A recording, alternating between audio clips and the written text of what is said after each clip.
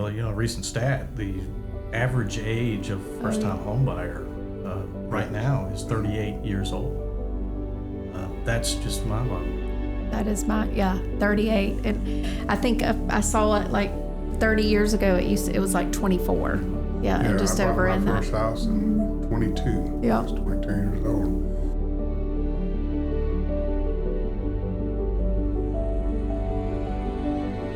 Hello, welcome to Building Community Podcast with Tiffany Heitzman. And today I have two wonderful guests, Mr. Ken Richards and Mr. Tom Warner of Pierwood Construction. Thanks, guys, for being here today. Thank you. Yeah. Tell us a little bit about Pierwood and how, Mr. Tom, you started Pierwood and then how you dragged Mr. Ken into it. I dragged him kicking and screaming, I can tell you. But we started out in the early 80s buying old houses and fixing them up, and that was my deal. I built a couple of houses at that time as like an owner, not as a construction company, and did the electrical, the plumbing myself. When I say myself, I got some people to help me. But anyway, buying those old houses and fixing them up, and then we move in them, and then always for sale. So when I got married to my wife now of 38 years, I think, don't tell her I said that. We'll check that. Right, we'll check right. It. Yeah. 38, 39 years. We had to move. We'd move in a house and we'd be in it for a month and it would sell. And so she wasn't a happy camper, but she put up with it. And then I started started a construction company and started building. And to name the company, we were living in Summer Place on Pierwood Way. So I didn't want to name the company after myself because I figured maybe it would go on after my. Oh, I love that. And so I looked out and I said, Pierwood, that sounds good. Pierwood Construction. And that was the name. And that's how the name. I always wondered where, and I don't know why, because I ask you stuff all the time because I'm nosy, but I always wondered where Pierwood came from, and I love that. Yeah. Go right over there to down North Bel Air, and just pull into Summer Place.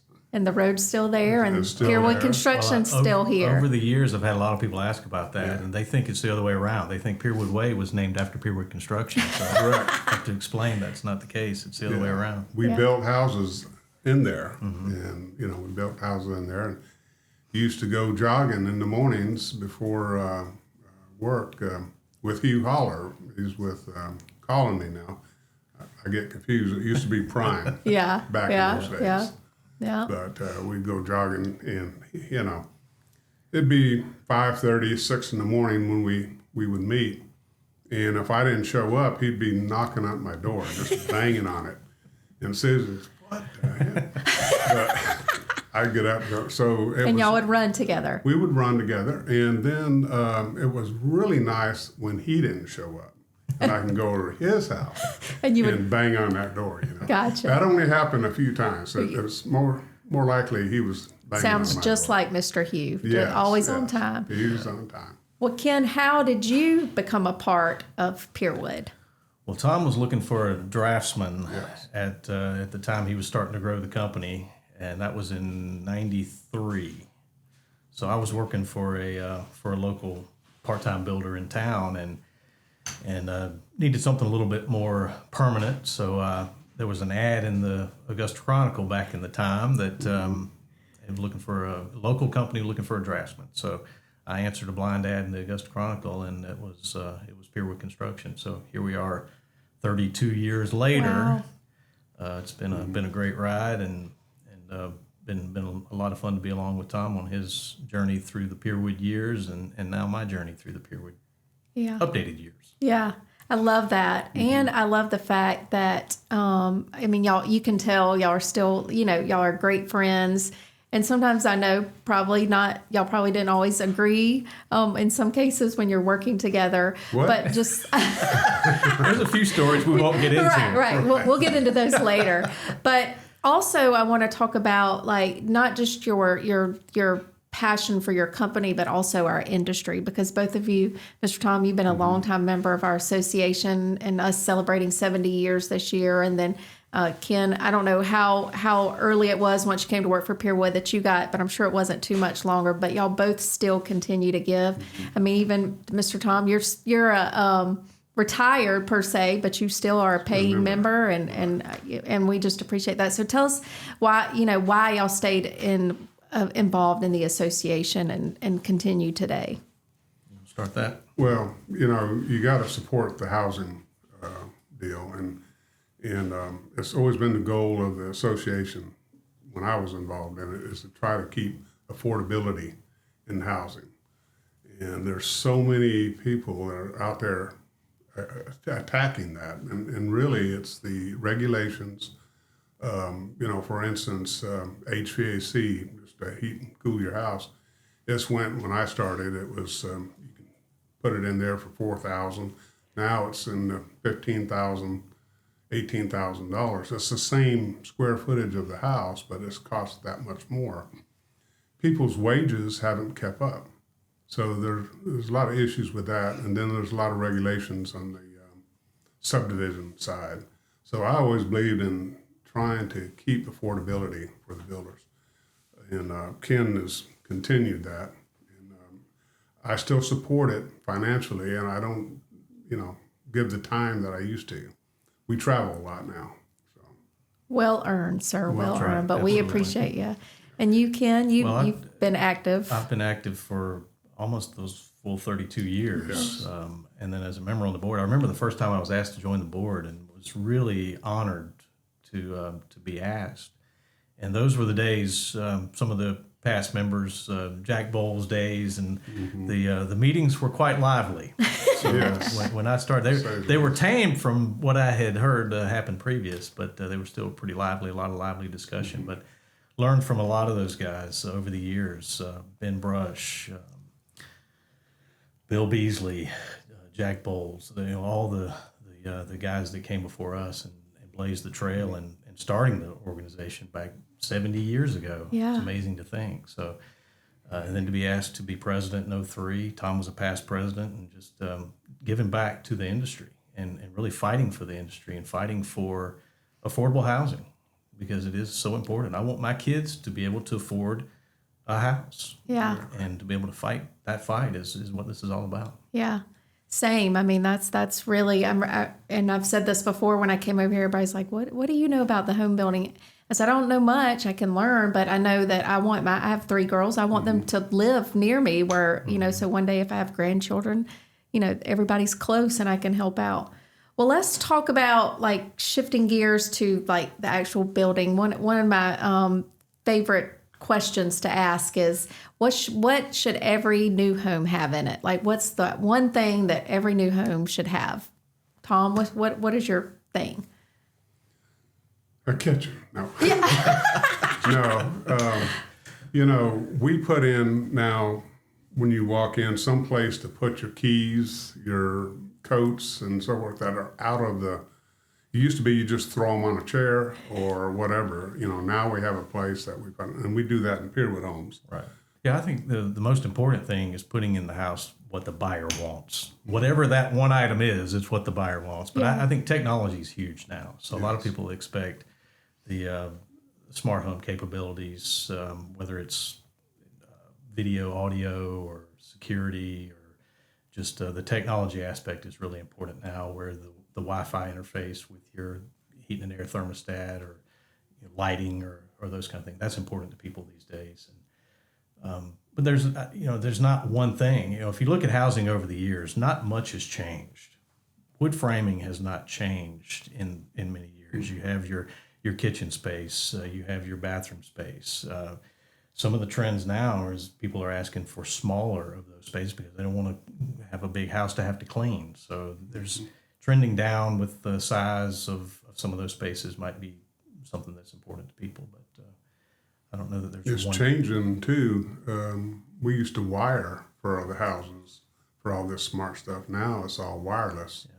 So all those wires, and my house is a prime example. I put speakers everywhere, and we never use them now because you have these speakers that are fantastic. You can just set on a table and you can move it from room to room, and everything's wireless. So you don't even plug your TV into these things. You just totally different.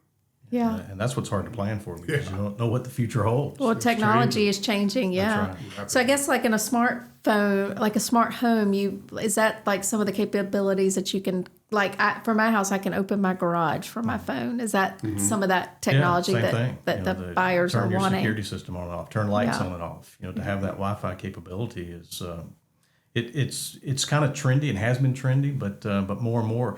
Even now, some of the appliances are Wi-Fi. Yes. So you can preheat your oven. This is mind-boggling to me.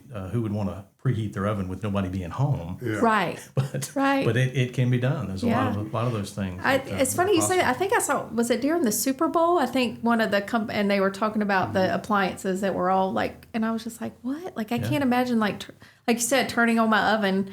Because still now when I walk out in the mornings or at night to go somewhere, I'm looking to make sure like the ovens are off. Right. And even though I know I didn't turn the oven off. Phone now. That's right. But now, and you can, if you forget to set the alarm, you can set it on your phone. That's right. I have a thing with the water because we've had some friends this past storm that came up. Their houses flooded. So we're traveling a lot. We're gone for, 25 days at a time. And now I can be in Europe and I can get on my phone and I can check my water and how much, and it'll tell me if I'm using too much or if there's any, water being used, and it'll shut it off automatically if I don't stop it. And just to give you, for instance, my son, he's a pilot, and he comes home and he's a gamer, okay, but he wants to go in and start the shower, and then it takes a minute to get hot. So he goes back in and starts gaming. Well, he's gaming, and I was in Europe, and all of a sudden I get an alert on my phone saying they're going to shut the water off if I don't hit this, And I said, well, who in the heck is? And anyway, I just let it shut off, They shut it off, and then it wasn't 1 minute later, I get a phone call from back home, and it's him saying he doesn't have any water. Yeah. He knew what he happened. had gotten distracted by his game and led the shower and wasting water. And so I said, well, I don't know if I'm going to turn it back on. And anyway. Who knew? I didn't even know that was a thing, that you could turn your hot water on. Yeah, turn the water completely off to your house. It's a separate valve that's Wi-Fi that you can turn the water off to your house. And you can track how much water you're using on each device, like toilets. It's good if you have a larger house and you might have one of the fixtures are dripping. Yeah. And you don't even really know it. Well, it'll tell you. And then if you leave the water on and were to leave or something, it'll automatically shut it off. The big thing is during a storm or something, is frozen pipes, which happened to a couple of friends of ours, and their houses flooded because they're off in Hilton Head or something. Mm-hmm. And they come back 3 days later and the water's coming out. Well, mine would shut off after so many minutes of just running automatically, unless I don't allow it to. So, but if I'm not there, you don't want, makes houses like efficient, but also like another safety Exactly. where, if there's, because we saw a lot of that like after the storms where, trees hit pipes and people, it was not only the wind damage, but then what the trees landed on was the water. So let's kind of turn to, because I know y'all have been very involved in the community for a long time, and really that's what this is all about, is building community, and what our association, because I tell everybody we don't just build houses, we build community. So let's talk about what that means to you. Kim, we'll let you go first. Well, I grew up in the CSRA. I tell everybody I grew up on the south side, and I married a girl from the north side, and now we live on the west side. So we've got it all covered. But I love the entire area. I just always had I lived in Atlanta going to school and came back in 92. And the reason I came back, there's a reason I raised our kids in Columbia County. It's a great place to be, and it's a great place to live. I've been involved in different nonprofit boards over the years, and just feel like you have to give back to the community, and it's important to give back when you can. So, the area has a lot to offer. You've got 2 hours to the beach, and the lake nearby. You're close to the mountains. It's just geographically, it's a great place to be, and I'm just very fortunate to have grown up here, and now to be able to live and raise my kids here. Yeah. And build houses for And other build- and families build to out- live. absolutely. Yeah.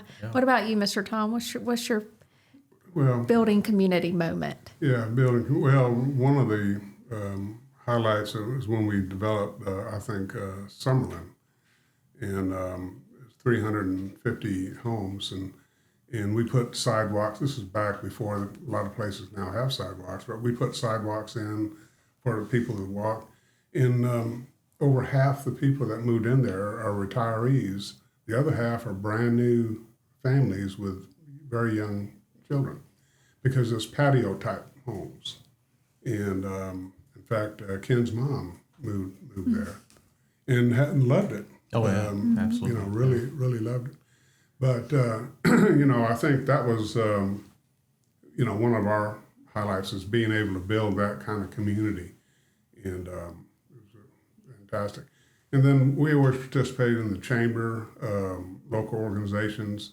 I was a big believer in that, is the Builders Association, and we're a business, and the chamber is all the businesses. And so I was always participating in both of those. So one other question I have is, what do local builders have or can affect change in our local area? Tell me a little bit about that, because I think, sometimes as builders and developers are like, oh, here they come. They're coming to, create chaos or take down our trees. But talk about what you do, what actively in that role. Want me to start this one? Well, I would just say, as far as in developing a lot of developments over my career, is try to build communities for people. And the thing, we participate in governmental affairs, and we go in there to advocate for new communities, because everybody, once they get here, they don't want the next person to come. And that's always a battle, always has been, always will be. So our goal was, through governmental affairs, is to advocate for the new ones that are coming in that need homes. And it's not only the new ones coming in, it's your children and Ken's children that need their first home. That's what we advocate for. Yeah. And then we try to build the best communities that we can and participate in them. I work with a lot of homeowners associations to try to keep peace sometimes. Yeah. Yeah, the referee. Yeah. As a referee. Yeah. I'm a referee until we sell our last lot, and then I let them at it. I think you said at the very beginning of that, like we build communities within communities. And I love that, because really a neighborhood is its own little community within our larger community in those layers. Because I know in my, we look out for each other, they drop off things, eggs. If I have extra, I'll take to my neighbor. So I really love that, you're building community within a community. What about you, Ken? There's a national housing shortage. And to be focused on trying to provide a product that's needed across the entire nation, and to be a part of that is of huge importance. But to be able to provide that at an affordable cost is the challenge, because you're getting hammered from regulations on the federal, state, and local levels, and material pricing, labor pricing. It's all of these financing prices, everything, and you're trying to work together with your staff and with your sub base and with everybody that's involved to be able to provide affordable housing, so somebody can have the opportunity to move up and move and gain equity and gain value in their future. It's just huge importance, and to be a part of that is really satisfying to me. Yeah.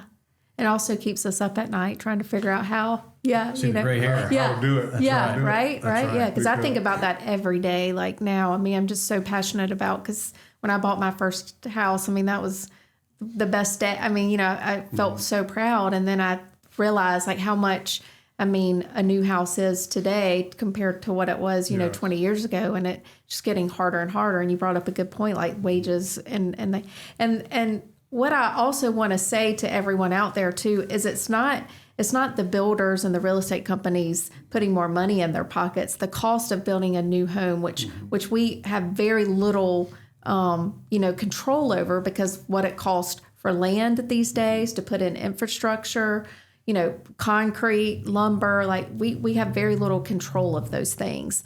I know we share this statistic a lot, 28 to 32% of the cost of every new home is because of government regulations. Right. And that's nothing that the builders or developers or the real estate companies can do anything about. And that's going up. Yeah, it That's continues. going up over the years. Years and years ago, it was 5-6% of the cost of homes. It's moving up, and in some places, and like in California, which we're behind them, but we're getting there. Yeah. In California, it's up to 40 and 50%. Is government regulations. You cannot get a permit to rebuild the houses that were in the fire. It's something like 3% of the houses issued permits, and this is years afterwards. Yeah. So they're running through all the red tape, and a lot of them are just throwing up their hands, moving, taking the insurance money, and leaving. Mm-hmm. So builders have a very difficult road right now to try to provide that affordable housing. And it's incumbent of the Builders Association, the governmental affairs, and these groups to keep fighting the fight. Yeah. Well, a recent stat, the average age of first-time home buyer right now is 38 years old. That's just mind-boggling to me. That is 38. And I think I saw it like 30 years ago. It was like 24. Mm-hmm. Yeah, and just I over bought in my that. first house in 22. Yeah. I was 22 years old. And it's been a while ago. Yeah. Well, now one of my favorite parts of our segment is rapid fire questions. So I'm just going to throw a question out there, and first thing that pops in your head. So my first question is favorite cocktail, Mr. Tom. Old fashioned. I have to agree. I knew you were going to say that, but yeah. All right. What are you watching right now on TV? Or if you're streaming anything, what show are you watching right now?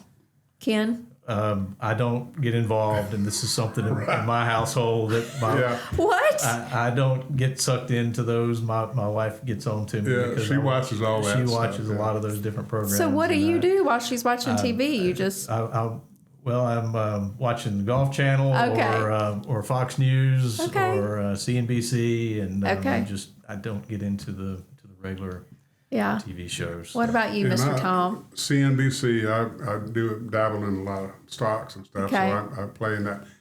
But now she mentioned that, my wife, like his wife, watches all this mystery, real life type stuff. I think she's trying to get ideas. The real life crimes. I see her taking notes. Search history, And this didn't work. Check that off. I'll be sitting there, and she's watching that on her thing. Next thing I know, it's the husband that did it. I knew it. And I said, what? I love it. I don't like that. I'm a scaredy cat, so I don't watch anything like that, real life. I stay away. All right, Ken, this is like probably going to be how hard, but favorite music band of all times. Really? Yeah.